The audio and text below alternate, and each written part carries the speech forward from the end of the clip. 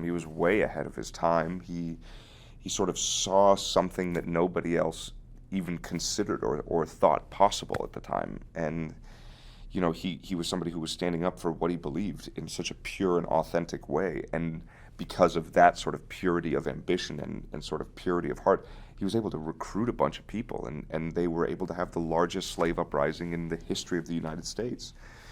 In a country that has quite a long, sort of dangerous history with slavery. So this is a huge pivotal character, and I was really kind of ashamed that I'd never heard anything about this. But then to learn about it and to learn about the story, and then to learn about how the story's been dealt with since, it's great, and I'm glad that people will be introduced to this character.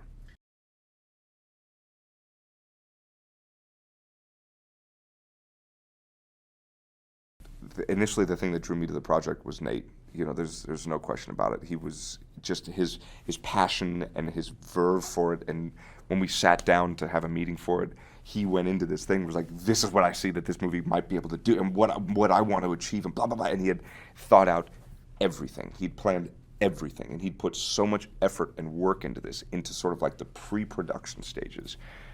But not only that, he knew how he wanted to shoot every single scene. He knew how he wanted to capture every single character. He knew how everything was going to go, because he'd done it like a chess game in his head so many times before. What could possibly go wrong? How would I deal with it? Blah blah blah blah blah.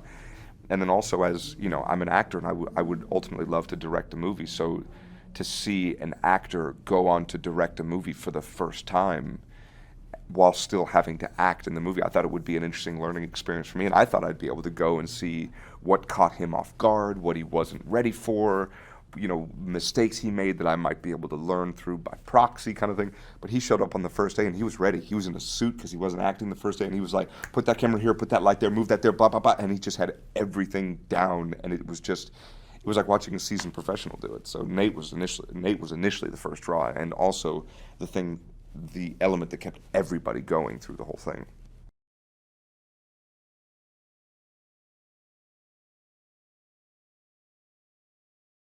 The sort of one unifying thing that kept everybody focused and kept everybody committed on set every single day at every moment was, I mean, it was probably twofold. It was the fact that we were telling a story that was sort of very dear and very precious and very powerful at the same time.